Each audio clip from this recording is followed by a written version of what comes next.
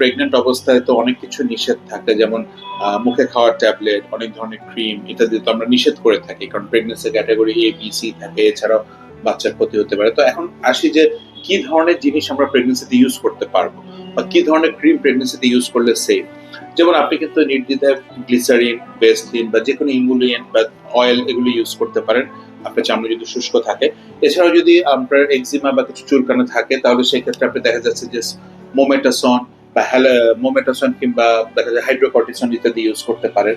আবার যদি anti fungal বা দাউদের সমস্যা হয় সেক্ষেত্রে আপনারা দেখা যাচ্ছে টার্বিনাফ্রিন জাতীয় ক্রিম ইউজ করতে পারেন, অথবা দেখা যাচ্ছে যে ফ্লোকোরাজল জাতীয় ক্রিম ইউজ করতে পারেন ইত্যাদি। আর যদি একনির কথা বলেন, ধরেন কেউ একটা রুটিনের মধ্যে আছে, তো সেক্ষেত্রে রেটিনলটা বাদ দিয়ে আমরা বলি যে ক্লিন্ডামাইসিন জেল বা ইত্যাদি জেল ইউজ করতে পারেন, বা এমাইসিন জেল, হ্যাঁ, ইত্যাদি ইউজ করতে পারে। আর যদি কেউ দাগের ট্রিটমেন্টে থাকে সেই ক্ষেত্রেও কিন্তু আমরা রেটিনল বা মেসলা ট্রিটমেন্টে থাকে সেক্ষেত্রে রেটিনলটা নিষেধ করি, হাইড্রোকোনিন নিষেধ করি।